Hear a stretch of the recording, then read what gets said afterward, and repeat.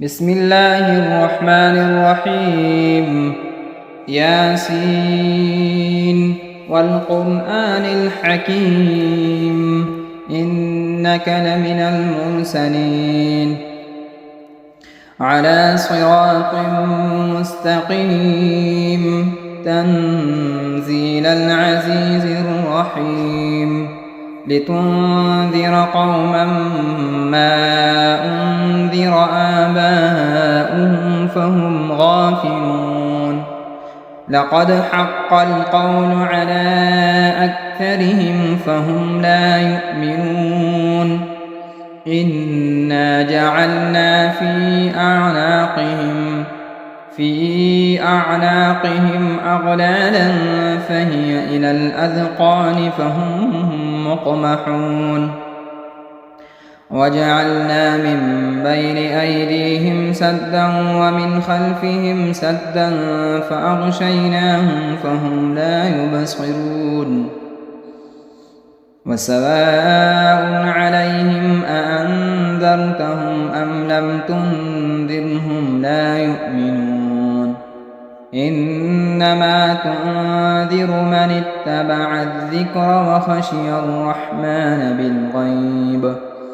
فبشره بمغفرة وأجر كريم إنا نحن نحيي الموتى ونكتب ما قدموا وآثارهم وكل شيء أحصيناه في إمام مبين واضرب لهم مثلا أصحاب القرية إذ جاءها المرسلون إذ أرسلنا إليهم 2 فكذبوهما فعززنا بثالث فقالوا إنا إليكم مرسلون قالوا ما أنتم إلا بشر مثلنا وما أنزل الرحمن من شيء إن أنتم إلا تكذبون قالوا ربنا يعلم إنا إليكم لمرسلون وما علينا إلا البلاغ المبين قالوا إنا تطيرنا بكم لئن لم تنتهوا لنرجمنكم وليمسنكم منا عذاب أليم قالوا طائركم معكم أئن ذكرتم بل أنتم قوم مسرفون وجاء من أقصى المدينة رجل يسعى قال يا قوم اتبعوا المرسلين اتبعوا من لا يسألكم أجرا وهم مهتدون وما لي لا أعبد الذي فطرني وإليه ترجعون أأتخذ من دونه آلهة إن يردني الرحمن بضر لا تغن عني شفاعتهم شيئا ولا ينقذون إني إذا لفي ضلال مبين إني آمنت بربكم فاسمعون قيل ادخل الجنة قال يا ليت قومي يعلمون بما غفر لي ربي وجعلني من المكرمين وما أنزلنا على قومه من بعده من جند من السماء وما كنا منزلين إن كانت إلا صيحة واحدة فإذا هم خامدون يا حسرة على العباد ما يأتون يأتيهم من رسول إلا كانوا به يستهزئون ألم يروا كم أهلكنا قبلهم من القرون أنهم إليهم لا يرجعون وإن كل لما جميع لدينا محضرون وآية لهم الأرض الميتة أحييناها وأخرجنا منها حبا فمنه يأكلون وجعلنا فيها جنات من نخيل وأعناب وفجرنا فيها من العيون ليأكلوا من ثمره وما عملته أيديهم أفلا يشكرون سبحان الذي خلق الأزواج كلها مما تنبت الأرض ومن أنفسهم ومما لا يعلمون وآية لهم الليل نسلخ منه النهار فإذا هم مظلمون والشمس تجري لمستقر لها ذلك تقدير العزيز العليم والقمر قدرناه منازل حتى عاد كالعرجون القديم لا الشمس ينبغي لها أن تدرك القمر ولا الليل سابق النهار وكل في فلك يسبحون وآية لهم أنا حملنا ذريتهم في الفلك المشحون وخلقنا لهم من مثله ما يركبون وإن نشأ نغرقهم فلا صريخ لهم ولا هم ينقذون إلا رحمة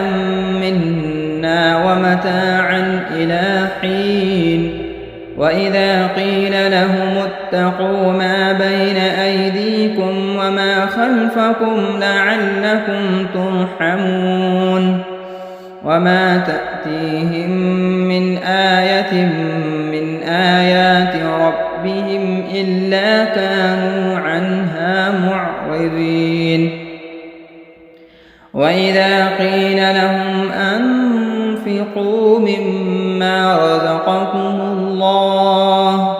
قال الذين كفروا للذين آمنوا أنطعم من لو يشاء الله أطعمه إن أنتم إلا في ضلال مبين ويقولون متى هذا الوعد إن كنتم صادقين ما ينظرون إلا صيحة واحدة تأخذهم وهم يخصمون فلا يستطيعون توصية ولا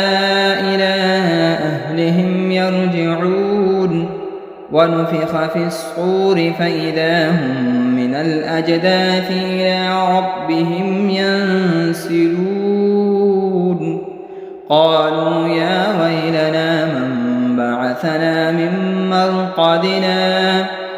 هذا ما وعد الرحمن وصدق المرسلون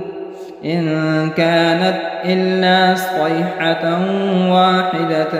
فإذا هم جميع لدينا محضرون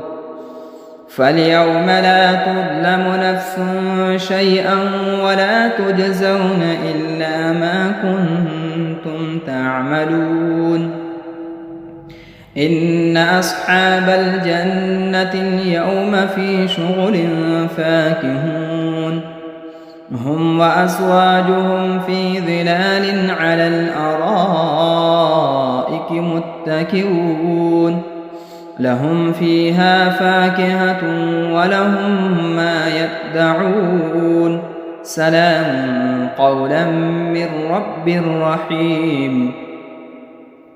وامتازوا اليوم أيها المجرمون ألم أعهد إليكم يا بني آدم ألا تعبدوا الشيطان إنه لكم عدو مبين وأن اعبدوني هذا صراط مستقيم ولقد أضل منكم جبلا كثيرا أفلم تكونوا تعقلون هذه جهنم التي كنتم توعدون اصلوها اليوم بما كنتم تكفرون اليوم نختم على أفواههم وتكلمنا أيديهم وتشهد أرجلهم بما كانوا يكسبون ولو نشاء لطمسنا على أعينهم فاستبقوا الصراط فأنى يبصرون ولو نشاء لمسخناهم على مكانتهم فما استطاعوا مضيا ولا يرجعون ومن نعمره ننكسه في الخلق أفلا يعقلون وما علمناه الشعر وما ينبغي له إن هو إلا ذكر وقرآن مبين لينذر من كان حيا ويحق القول على الكافرين أولم يروا أنا خلقنا لهم مما عملت أيدينا أنعاما فهم لها مالكون وذللناها لهم فمنها ركوبهم ومنها يأكلون ولهم فيها منافع ومشارب أفلا يشكرون واتخذوا من دون الله آلهة لعلهم ينصرون لا يستطيعون نصرهم وهم لهم جند محضرون فلا يحزنك قولهم إنا نعلم ما يسرون وما يعلنون أولم ير الإنسان أنا خلقناه من نطفة فإذا هو خصيم مبين وضرب لنا مثلا ونسي خلقه قال من يحيي العظام وهي رميم قل يحييها الذي أنشأها أول مرة وهو بكل خلق عليم الذي جعل لكم من الشجر الأخضر نارا فإذا أنتم منه توقدون أوليس الذي خلق السماوات والأرض بقادر على أن يخلق مثلهم بلى وهو الخلاق العليم إنما أمره إذا أراد شيئا أن يقول له كن فيكون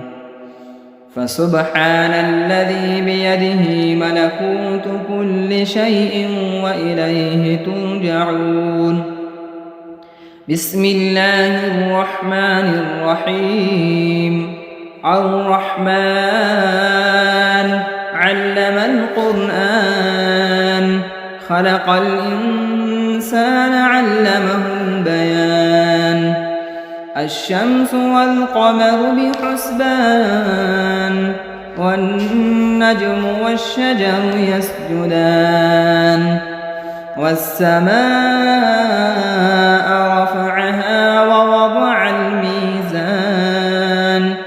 ألا تطغوا في الميزان وأقيموا الوزن بالقسط ولا تخسروا الميزان والأرض وضعها للأنام فيها فاكهة والنخل ذات الأكمام والحب ذو العصف والريحان فبأي آلاء ربكما تكذبان خلق الإنسان من صلصال كالفخار وخلق الجان من مارج من نار فبأي آلاء ربكما تكذبان رب المشرقين ورب المغربين فبأي آلاء ربكما تكذبان مرج البحرين يلتقيان بينهما برزخ لا يبغيان فبأي آلاء ربكما تكذبان يخرج منهما اللؤلؤ والمرجان فبأي آلاء ربكما تكذبان وله الجوار المنشآت في البحر كالأعلام فبأي آلاء ربكما تكذبان كل من عليها فان ويبقى وجه ربك ذو الجلال والإكرام فبأي آلاء ربكما تكذبان يسأله من في السماوات والأرض كل يوم هو في شأن فبأي آلاء ربكما تكذبان سنفرغ لكم أيها الثقلان فبأي آلاء ربكما تكذبان يا معشر الجن والإنس إن استطعتم أن تنفذوا من أقطار السماوات والأرض فانفذوا لا تنفذون إلا بسلطان فبأي آلاء ربكما تكذبان يرسل عليكما شؤاد من نار ونحاس فلا تنتصران فبأي آلاء ربكما تكذبان فإذا انشقت السماء فكانت وردة كالدهان فبأي آلاء ربكما تكذبان فيومئذ لا يسأل عن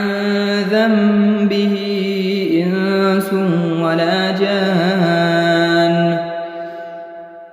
فبأي آلاء ربكما تكذبان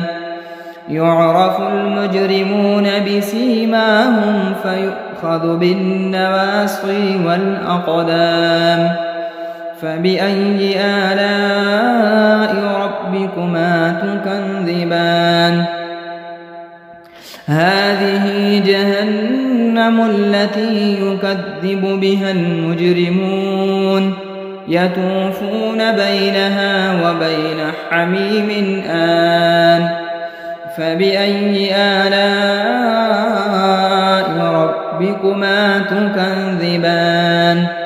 ولمن خاف مقام ربه جنتان فبأي آلاء ربكما تكذبان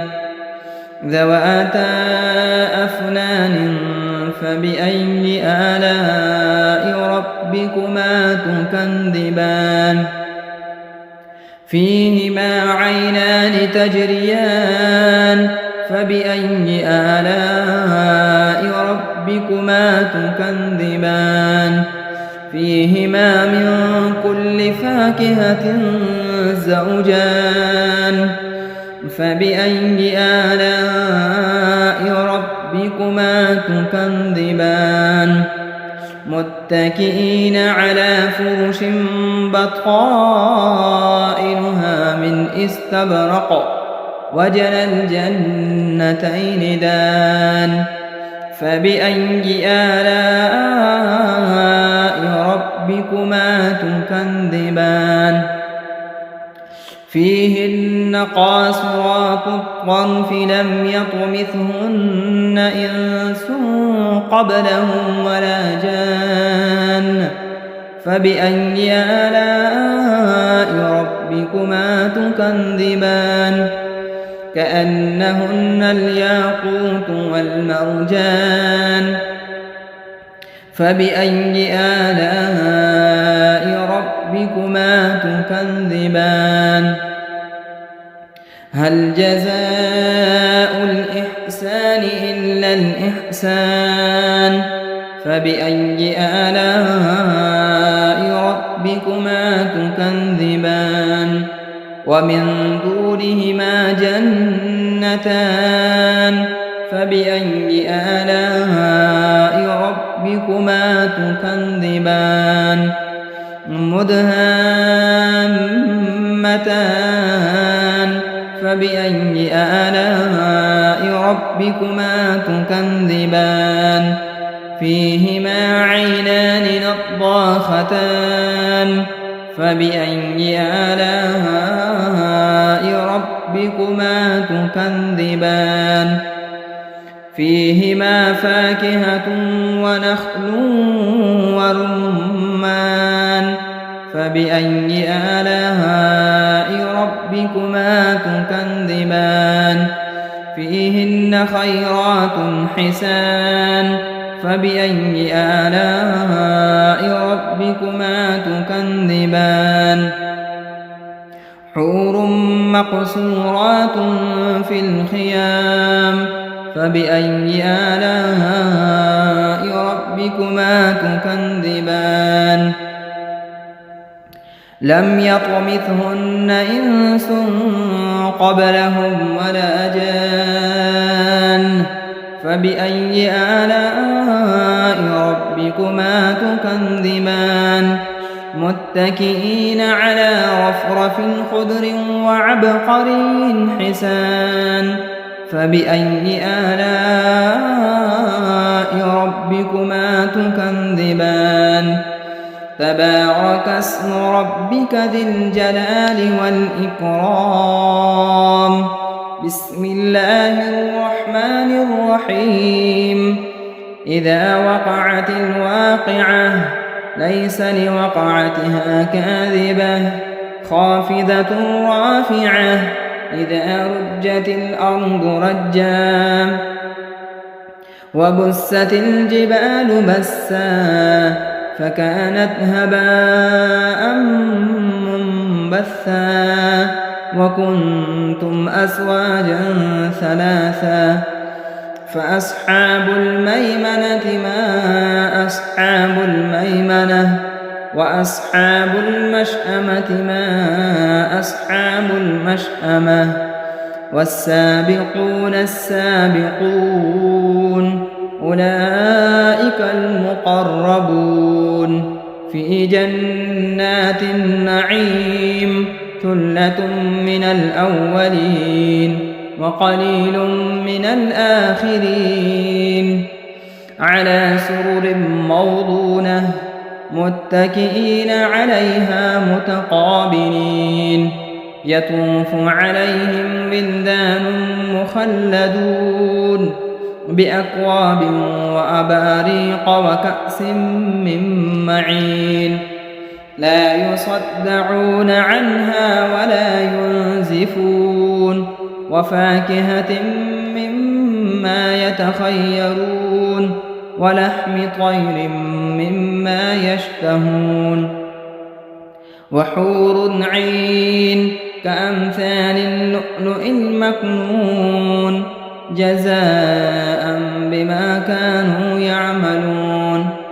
لا يسمعون فيها لغوا ولا تأثيما إلا قيلا سلاما سلاما وأصحاب اليمين ما أصحاب اليمين في سدر مخضود وطلح منضود وظل ممدود وماء مسكوب وفاكهة كثيرة لا مقطوعة ولا ممنوعة وفرش مرفوعة إنا أنشأناهن إنشاء فجعلناهن أبكارا عربا أترابا لأصحاب اليمين ثلة من الأولين وثلة من الآخرين وأصحاب الشمال ما أصحاب الشمال في سموم وحميم وظل من يحموم لا بارد ولا كريم إنهم كانوا قبل ذلك مترفين وكانوا يصرون على الحنث العظيم وكانوا يقولون أئذا متنا وكنا ترابا وعظاما أئنا لمبعوثون أوآباؤنا الأولون قل إن الأولين والآخرين لمجموعون إلى ميقات يوم معلوم ثم إنكم أيها الضالون المكذبون لآكلون من شجر من زقوم فمالئون منها البطون فشاربون عليه من الحميم فشاربون شرب الهيم هذا نزلهم يوم الدين نحن خلقناكم فلولا تصدقون أفرأيتم ما تمنون أأنتم تخلقونه أم نحن الخالقون نحن قدرنا بينكم الموت وما نحن بمسبوقين على أن نبدل أمثالكم وننشئكم فيما لا تعلمون ولقد علمتم النشأة الأولى فلولا تذكرون أفرأيتم ما تحرثون أأنتم تزرعونه أم نحن الزارعون لو نشاء لجعلناه حطاما فظلتم تفكهون إنا لمغرمون بل نحن محرومون أفرأيتم الماء الذي تشربون أأنتم أنزلتموه من المزن أم نحن المنزلون لو نشاء جعلناه أجاجا فلولا تشكرون أفرأيتم النار التي تورون أأنتم أنشأتم شجرتها أم نحن المنشئون نحن جعلناها تذكرة ومتاعا للمقوين فسبح باسم ربك العظيم فلا أقسم بمواقع النجوم وإنه لقسم لو تعلمون عظيم إنه لقرآن كريم في كتاب مكنون لا يمسه إلا المطهرون تنزيل من رب العالمين أفبهذا الحديث أنتم مدهنون وتجعلون رزقكم أنكم تكذبون فلولا إذا بلغت الحلقوم وأنتم حينئذ تنظرون ونحن أقرب إليه منكم ولكن لا تبصرون فلولا إن كنتم غير مدينين ارجعونها إن كنتم صادقين فأما إن كان من المقربين فروح وريحان وجنة نعيم وأما إن كان من أصحاب اليمين فسلام لك من أصحاب اليمين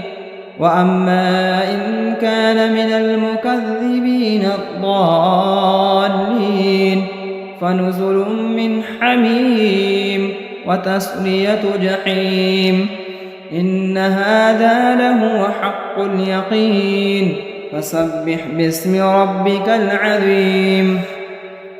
بسم الله الرحمن الرحيم تبارك الذي بيده الملك وهو على كل شيء قدير الذي خلق الموت والحياة ليبلوكم أيكم أحسن عملا وهو العزيز الغفور الذي خلق 7 سماوات طباقا ما ترى في خلق الرحمن من تفاوت فارجع البصر هل ترى من فتور ثم ارجع البصر كرتين ينقلب إليك البصر خاسئا وهو حسير ولقد زينا السماء الدنيا بمصابيح وجعلناها رجوما للشياطين وأعتدنا لهم عذاب السعير وللذين كفروا بربهم عذاب جهنم وبئس المصير إذا ألقوا فيها سمعوا لها شهيقا وهي تفور تكاد تميز من الغيظ كلما ألقي فيها فوج سألهم خزنتها ألم يأتكم نذير قالوا بلى قد جاءنا نذير فكذبنا وقلنا ما نزل الله من شيء إن أنتم إلا في ضلال كبير وقالوا لو كنا نسمع أو نعقل ما كنا في أصحاب السعير فاعترفوا بذنبهم فسحقا لأصحاب السعير إن الذين يخشون ربهم بالغيب لهم مغفرة وأجر كبير وأسروا قولكم أو اجهروا به إنه عليم بذات الصدور ألا يعلم من خلق وهو اللطيف الخبير هو الذي جعل لكم الأرض ذلولا فامشوا في مناكبها وكلوا من رزقه وإليه النشور أأمنتم من في السماء أن يخسف بكم الأرض فإذا هي تمور أم أمنتم من في السماء أن يرسل عليكم حاصبا فستعلمون كيف نذير ولقد كذب الذين من قبلهم فكيف كان نكير أولم يروا إلى الطير فوقهم صافات ويقبض ما يمسكهن إلا الرحمن إنه بكل شيء بصير أمن هذا الذي هو جند لكم ينصركم من دون الرحمن إن الكافرون إلا في غرور أمن هذا الذي يرزقكم إن أمسك رزقه بل لجوا في عتو ونفور أفمن يمشي مكبا على وجهه أهدى أمن يمشي سويا على صراط مستقيم قل هو الذي أنشأكم وجعل لكم السمع والأبصار والأفئدة قليلا ما تشكرون قل هو الذي ذرأكم في الأرض وإليه تحشرون ويقولون متى هذا الوعد إن كنتم صادقين قل إنما العلم عند الله وإنما أنا نذير مبين فلما رأوه زلفة سيئت وجوه الذين كفروا وقيل هذا الذي كنتم به تدعون قل أرأيتم إن أهلكني الله ومن معي أو رحمنا فمن يجير الكافرين من عذاب أليم قل هو الرحمن آمنا به وعليه توكلنا فستعلمون من هو في ضلال مبين قل أرأيتم إن أصبح ماؤكم غورا فمن يأتيكم بماء معين صدق الله مولانا العظيم.